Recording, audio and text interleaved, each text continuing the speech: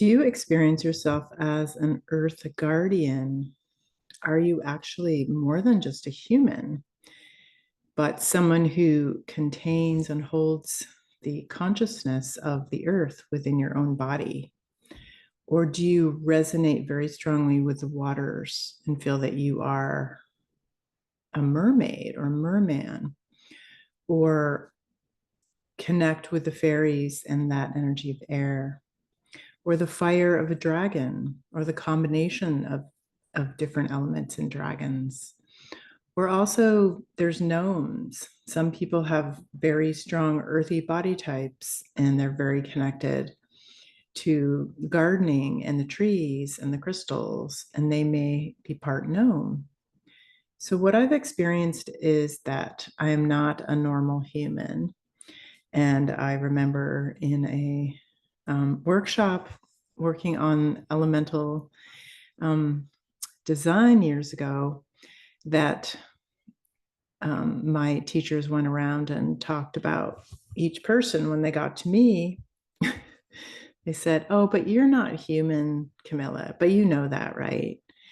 And I guess I did know that, but I also felt a little intrigued and also a little shocked to, like, well, what does it really mean to be more than human? And so I thought I'd bring this up because we're in this massive ascension process, which is actually a descension into our body.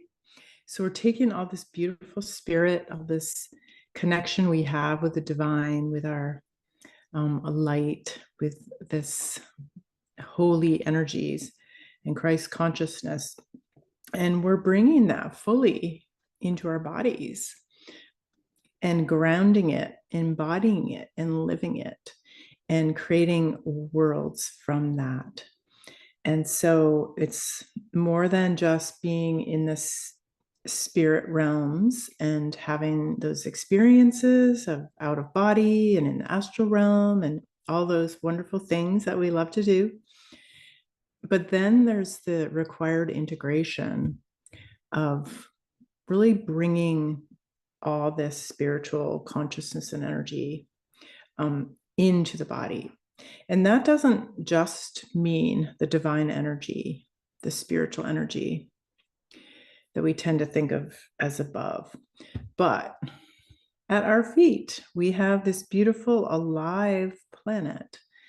She, he, they is very much alive and filling us with earth energy, filling us with the consciousness that's deep in the earth, that's very high frequency, and asking us to really land and ground and be in our bodies and express ourselves.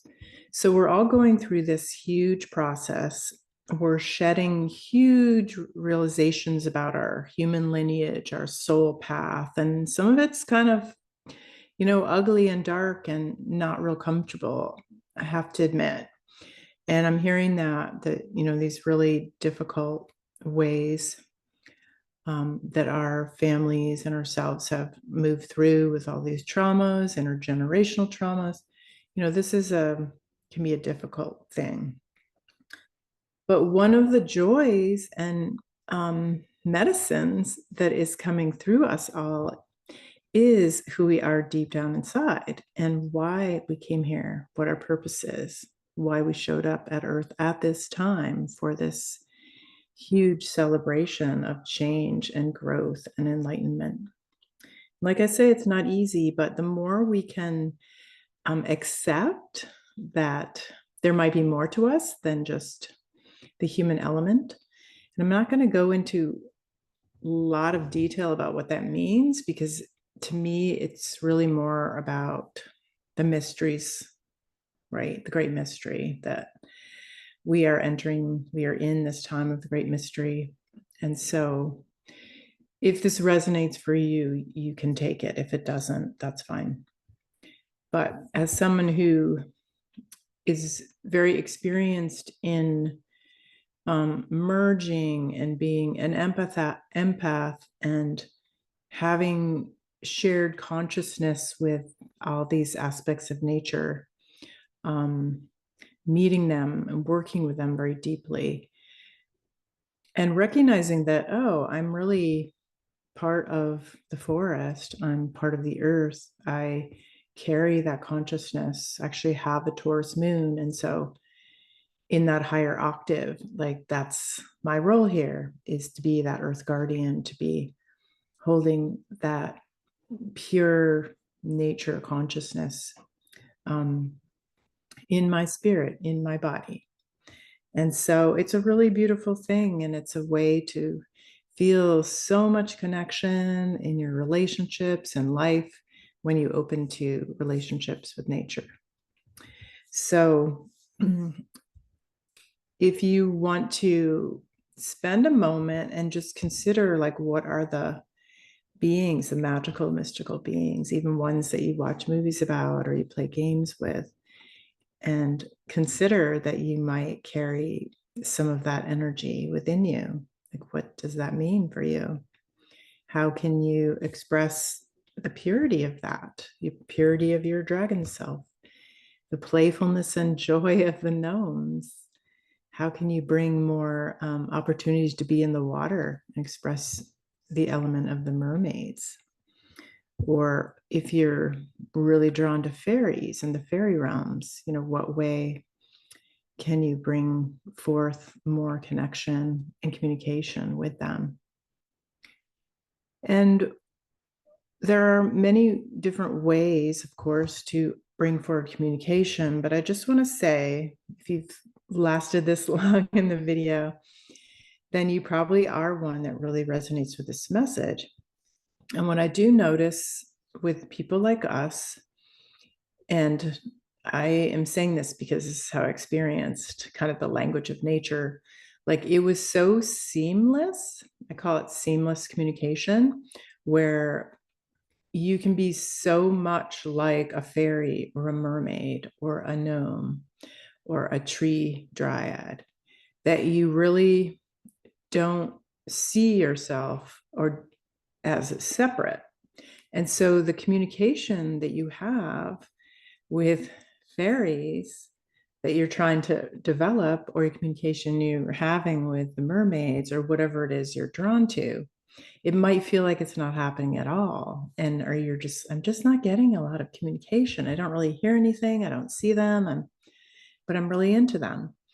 So I call that seamless communication. It's because you are them and you are embodying and living them. I remember meeting this woman who had a place filled with fairy stuff everywhere. She even had her business name was fairy and very much part of it. And when I told her that, she's like, oh my gosh, like, duh, right?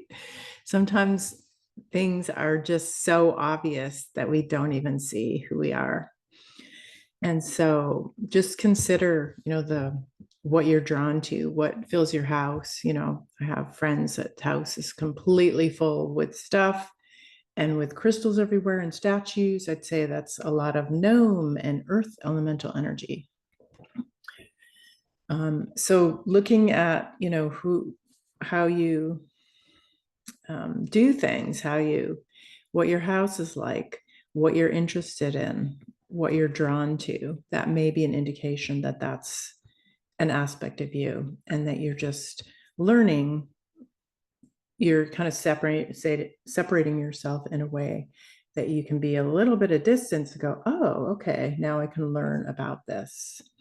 But when you get to that point and go, wait a minute, this is something I can really integrate and carry and be, and that's part of that earth guardianship role. And so being an earth guardian, being an elemental, being one of these nature spirits, nature beings, she is part of that too. You have this beautiful opportunity to hold very sacred, ancient, and new earth frequencies, consciousness, energies, resonance in a way that others can't. You're here to be a teacher of this. You're here to model it, just how you live your life. You're here to protect, to care for lands, to honor places, to give offerings to the waters and gifts to the gnomes. So there's many ways that you can start that process of engaging more. And what I found too, when I started to work that way more, doing more rituals and making offerings and talking to them, just even when I'm at my house, and just talk to the fairies, talk to the gnomes, meditate with them, learn about them, then there's this beautiful blooming in our heart of who we really are. And it really helps us in all our relationships. You know, some of us are in happy relationships, some of us are longing for that, some of us are in troubled ones that are challenging. But to know that your relationships with nature and these different beings are an opportunity to have a deep love affair with yourself through your connecting with this spirit. So it's really, for me, learning more about who I am as an elemental being and all the different ways I express that has been such a gift to help me love myself, to know who I am, to know what I'm here to do and share and teach and guide people with, and also how I'm here to really nurture that relationship with nature, and that's my spiritual compass, my true north. So I hope that's helpful. I wanted to say too, for those exploring that, that this is really a topic of my book called Sacred Spirits of Gaia.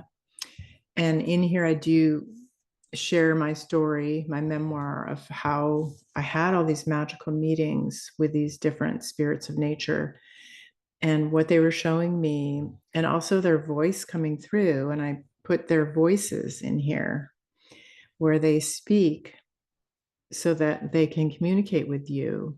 They can show you how to open to them and also do ritual with them so that you can start having your own experiences of connecting with, and this is co-creating a new earth with fairies, elementals, ancestors, and spirits of land. So lots of different spirits and energies. And yeah, they're really waiting for us to wake up. So the waking up process to me isn't just about waking up, you know, lifting our resonance, lifting our vibration, but it's about opening our relationship with nature, because we are nature beings. And like I say, some of us very much so. And it comes through our ancestors, our lineage, our soul and bloodlines. So it's really important to learn about yourself, to explore that, and bring that magic to the earth at this time. She really needs that. Thank you.